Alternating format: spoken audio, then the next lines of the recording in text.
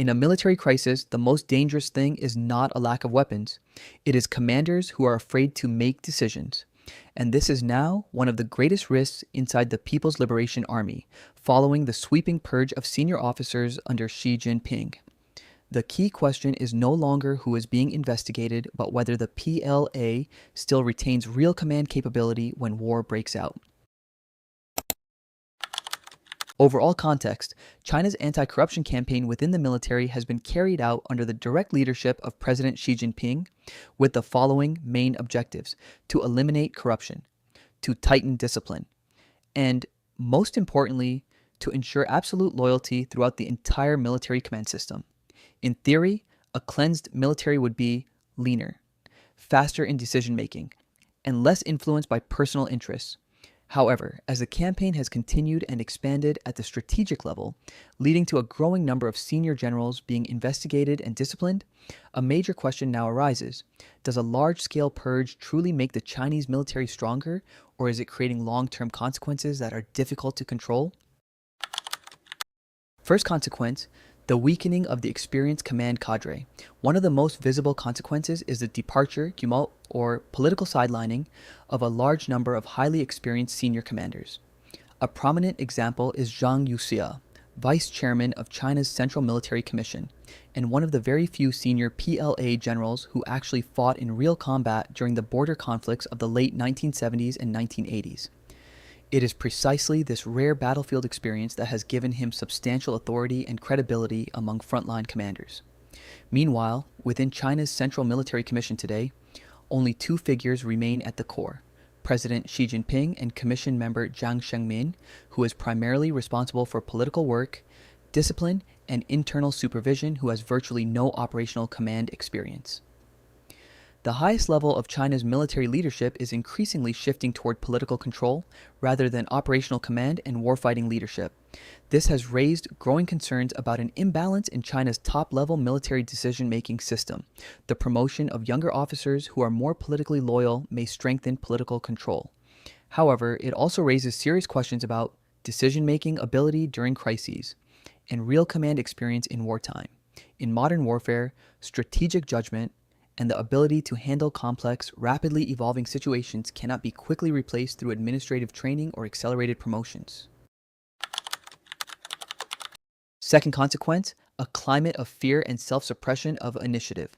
One particularly notable consequence is the growing atmosphere of anxiety within the PLA. Among officers, a common perception has emerged. If a figure with the status and seniority of Zhang Yuxia can be removed in a very short time, then who will be next? In this environment, the safest choice is no longer innovation or initiative, but avoiding risk, avoiding friction, and avoiding making decisions. Multiple sources describe the PLA as drifting into a pattern of avoiding responsibility, limiting the expression of professional and operational opinions, and prioritizing, above all else, the goal of not making mistakes. In the short term, this may help reduce political risk, but in wartime, hesitation and a lack of initiative become risks of a fundamentally different and far more dangerous kind. An effective military requires commanders who are ready to act quickly, willing to take calculated risks, and able to adapt flexibly to rapidly changing battlefield conditions. If fear of surveillance and punishment begins to outweigh the spirit of initiative, real combat effectiveness will be steadily undermined. Third consequence, disruption of the command chain and organizational continuity. Between 2015 and 2025, China's military underwent a far-reaching reorganization designed to support new warfighting concepts and Beijing's evolving strategic priorities. Many of the generals who were disciplined had previously played central roles in organizational restructuring, the development of joint operations doctrine, and the modernization of the force. Continued purges at the senior leadership level create a serious risk, a breakdown in continuity in long-term strategic planning and implementation. In any military, the stability of the senior command cadre is a critical factor in sustaining doctrine, standardizing training, and accumulating institutional experience. When key personnel are repeatedly replaced, the process of building institutional capacity can be disrupted.